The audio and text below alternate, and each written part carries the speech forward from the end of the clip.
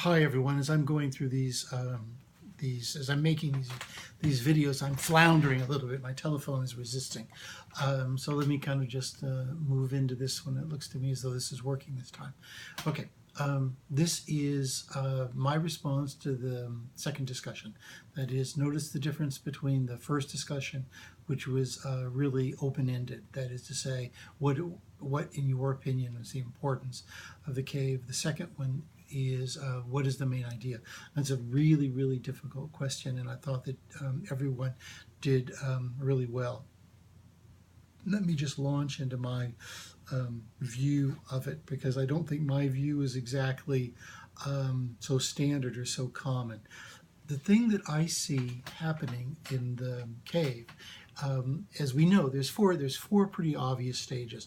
There's the bottom of the cave, the ascent out of the cave, the exploration of the world outside of the cave, and then there's the return, and there's the conflict between the knowers and the ignorant people. Okay, all well and good. However, I think within that structure, there's something even deeper and a deeper idea. And that is, I think every one of these phases is very mysterious. And I think that Plato makes it that way on purpose.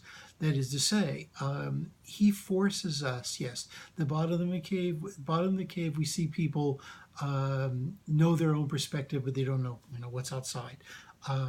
But Plato doesn't tell us why that is. He doesn't tell us exactly how ignorant people are. He doesn't talk about how the person who escapes comes to recognize that he or she needs to escape. So there's all these questions. Okay, so what I'm saying here is that Plato's not just describing the human condition. He's not just describing life to us, but he's showing that within every important phase, there is like an element of tremendous and powerful mystery. Okay, so, and it's the same with the ascent out of the cave. We get the idea that one has to adapt to a different quality and different quantity of light. Okay, that's easy enough. But what we don't understand is exactly how hard it is. We don't understand the exact steps that need to be made. We don't really understand how someone feels as they're doing it. So that ascent out of the cave is also kind of mysterious. Once he gets outside the cave, it's even more mysterious, because we don't really perfectly understand the relationship between all that stuff that's outside and the inside. We don't understand why that is the case.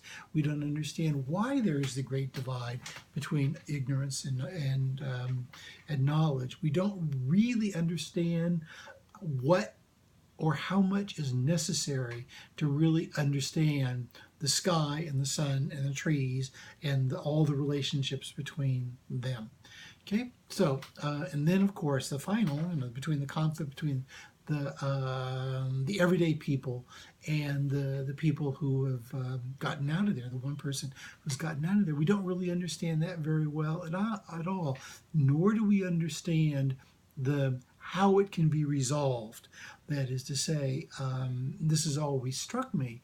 If someone is smart enough to get out of the cave and explore the outside world, why is it so difficult for that individual to slowly teach the people, what the rest of life is like? It seems to me that shouldn't be so hard, but Plato sees it as a very hard thing.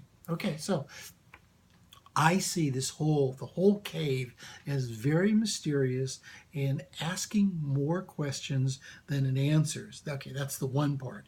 The other sort of the part that's attached to the mysterious nature of each part of the cave and the whole cave is the conflict, because you see that every stage along the way and then the whole thing, there are powerful almost unresolved conflicts and unresolvable conflicts. So does that mean Plato is saying that life is conflict and that without conflict there is no life? Is he saying that conflict is the essence of life? Now, there's no, to both my points, that is to say, that every